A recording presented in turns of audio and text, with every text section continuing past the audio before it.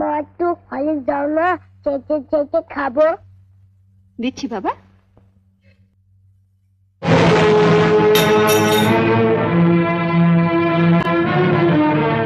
লুকিয়ে লুকিয়ে ছেলেকে হরলিক্স খাওয়ানো হচ্ছে, আর যেই না সংসারে একটু বেশি টাকা দিতে বলি অমনি মুখ শুকনো করে বলা হয় কোথায় পাবো।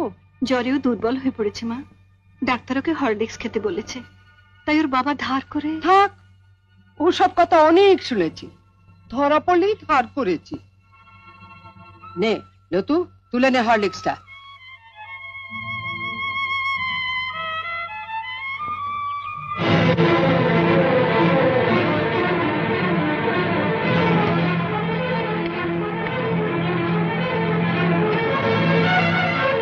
শোনো বড় বউ, আমি আগেও বলেছি আবারও বলছি, যার স্বামী যেমন রোজগার করবে তার ঘরে তেমনি খাওয়া দাওয়া হবে।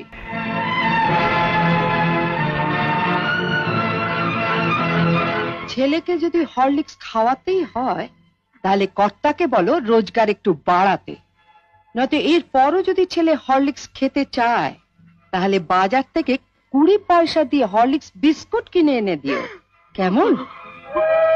আইলো তু। ও দিদু, ও দিদু, দিদু আমাকে একটু হলিক্স দাও না, চেটে খাবো। হরলিক্স খাবে? ওইখানে হরলিক্স পড়ে আছে, যা গিয়ে চেটে চেটে খা। মা,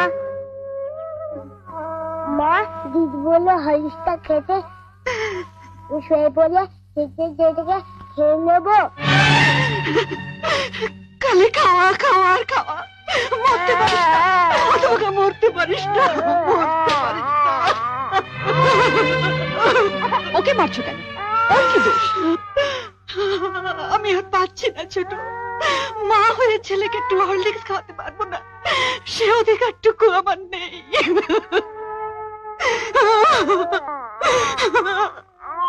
উনিও তো মা, ওনারও তো সন্তান আছে।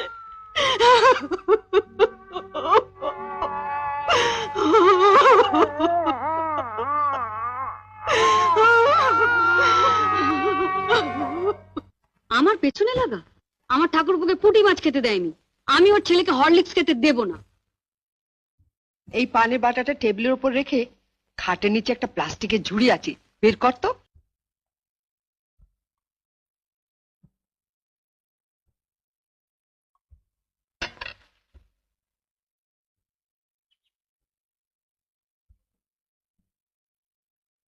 বস।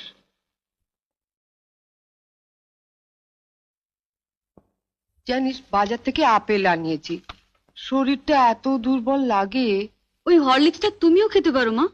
হ্যাঁ, প্রত্যেকদিন রাত্রিরে 1 গ্লাস করে হরলিক্স করে খাবো। হ্যাঁ, আর বানাতে দেবে বৌদিটাকে, তবে একা খেও না মা, বাবাকে একটু দিও।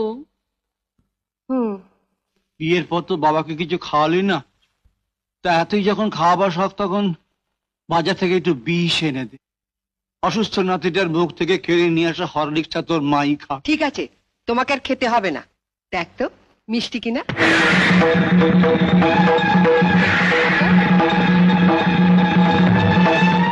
এটা কি হলো? আপনি তো একটু আগে বড়দির ঘরে বলে এলেন মা, যার স্বামী যেমন রোজগার করবে তার ঘরে তেমন খাওয়া দাওয়া হবে। আপনার স্বামী তো মাত্র 150 টাকা পেনশন পায় মা। আপনার যদি এতই ফল খাবার শখ হয় মা, বাবাকে বলুন না রোজগার বাড়াতে। নয়তো এর পরেও যদি আপনার ফল খাওয়ার শখ হয় তাহলে বাজার থেকে 20 পয়সা দিয়ে কুল কিংবা পানি ফল এনে খাবেন, কেমন?